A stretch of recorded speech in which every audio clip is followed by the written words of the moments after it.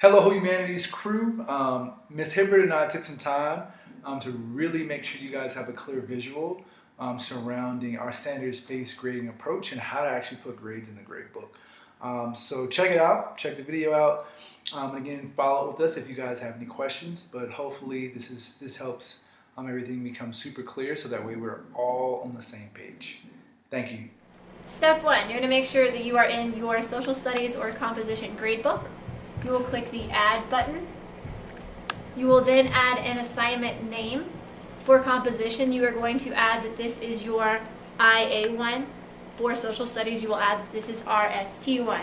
You will then add the strand name. So for example, I would put IA1, and if I'm putting in my thesis grade, I would put in thesis. Now, because I want to make sure that I can see what this assignment is at just a glance without having to hover or click it back up, I'm going to put IAT or IA1T as my abbreviation. That way I can see it at a glance. The T in the abbreviation stands for thesis, which is the strand I'm going to be grading up here.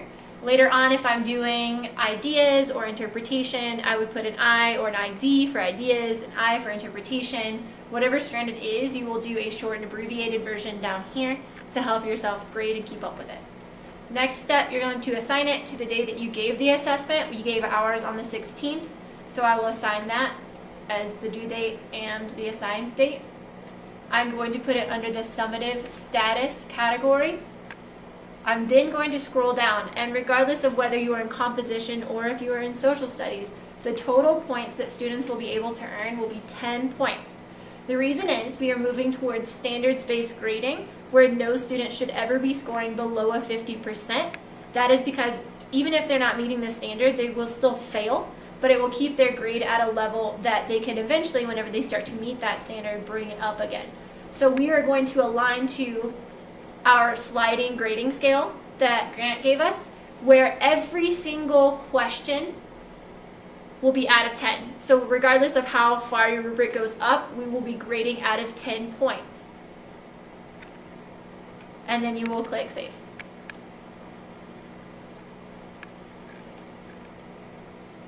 Now, because I added this as a summative status grade, it's going to be in the front of my gradebook because it's a new grading section. And I can already see without hovering over the assignment that it is IA1T, which is the thesis. So without hovering, I can already see that. So as I add on the rest of my grades, I can see between each different strand of the PBA. Alright, so now that I've created my assignment, I'm going to start putting grades in. And I need to make sure that our rubric scale is aligned to our sliding standards-based grading scale. So for example, social studies rubric only goes to 4 points, whereas the composition rubric goes all the way up to 8, and then there are threshold scores for each grade. And our threshold scores may change throughout the year to represent where students should be with meeting those standards. So I want to make sure that whatever my threshold score or my rubric score is, that it's not failing kids, but is meeting them where they are and recognizing where they are with the standards. So if I were a social studies person and I saw that my students scored a 3 out of 4 points, I would use my sliding scale rubric. And because they can only earn 4 points at all total, I would go to say that they have 4 questions, and I would be scoring an 8.8 out of 10 points because that's how many available points they had out of what they could have earned on the rubric.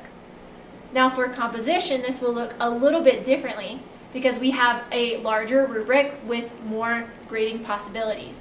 So what you will be doing is you will be looking to see during each of the 4 units, where should your students be scoring on each of the rubric rows. So for example, in 6th grade, students should be scoring a 4 on thesis statement. That means that, again, I would be saying that they had 4 potential questions, and then I would be scoring it out of 10 again.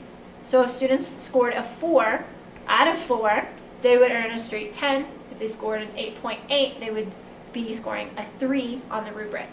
Now for teammates that have different scales, so for example, Crystal has 5 as her thesis boundary, she would be saying that students could earn 5 questions correct there.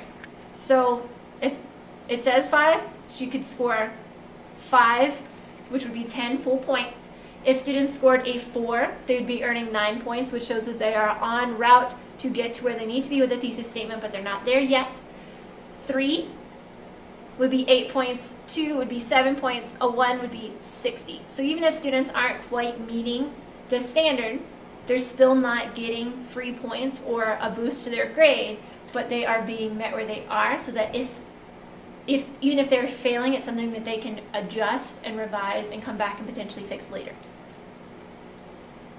Now, for example, if I saw that my student had earned a 4 on their thesis statement, and my rubric, again, cut them off at the high score that they could earn or should be earning is a 4, I would go back over here, and if they scored a 4, I would be giving them 10 full points. If they earned a 3, going back to our sliding scale, I would be giving them 8.8 instead. Now, if I am grading student work and I see that a student is actually earning a 4 on their thesis statement, and my composition threshold score, I said that at the beginning of the year, students should be earning a 4, then I would be giving them all 10 points right here and typing in 10 points. If a student earned lower than that, then that means they're not meeting the threshold score where they should be. And according to our sliding scale,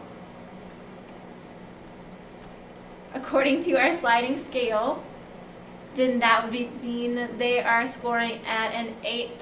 If a student scored lower than my threshold score of 4, for example, if my students earned a 3, then they would be earning 8.8 points, and that is what I would be putting here in their grade book, is 8.8.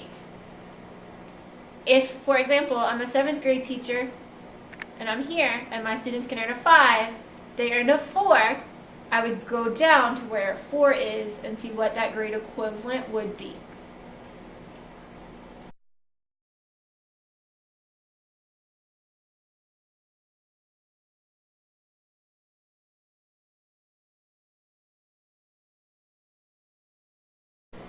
Step 1, you're going to make sure that you are in your social studies or composition gradebook. You will click the add button. You will then add an assignment name. For composition, you are going to add that this is your IA1. For social studies, you will add that this is RST1. You will then add the strand name. So for example, I would put IA1, and if I'm putting in my thesis grade, I would put in thesis. Now, because I want to make sure that I can see what this assignment is at just a glance without having to hover or click it back up, I'm going to put IAT or IA1T as my abbreviation. That way I can see it at a glance without hovering. Stop.